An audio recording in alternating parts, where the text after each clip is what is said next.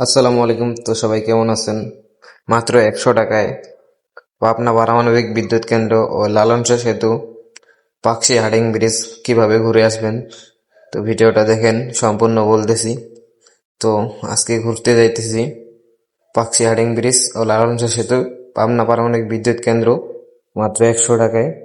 তো সকাল সকাল বাইরে গেলাম। সকালে বাইরে বেন 10টার দিকে। এখন যাবো ঈশ্বরদী। ঈশ্বরদী থেকে আমরা যাব আমাদের ঈশ্বরদী যাইতে ভাড়া লাগবে 10 টাকা করে। আর ঈশ্বরদী থেকে আমরা যাব পাকশি। পাকশি যাইতে আমাদের ভাড়া লাগবে 40 টাকা করে। তো ঈশ্বরদী থেকে একটা সিএনজিতে চলে যাবেন, 40 টাকা করে ভাড়া নিবি। আর পাকশিতে আসলে এরকম কক্সবাজারের মতো ফিল পাবেন। দেখুন জায়গাটা অনেক সুন্দর। এটা হচ্ছে Pakshi herding bridge. Pakshi herding bridge আসবেন, ঘুরে যাবেন, ভালো লাগবে। এখান থেকে আপনি পারমাণবিক বিদ্যুৎ কেন্দ্র দেখা যায় এবং কি লালন শাহ সেতুও দেখা যায়। এই হচ্ছে পারমাণবিক বিদ্যুৎ কেন্দ্র।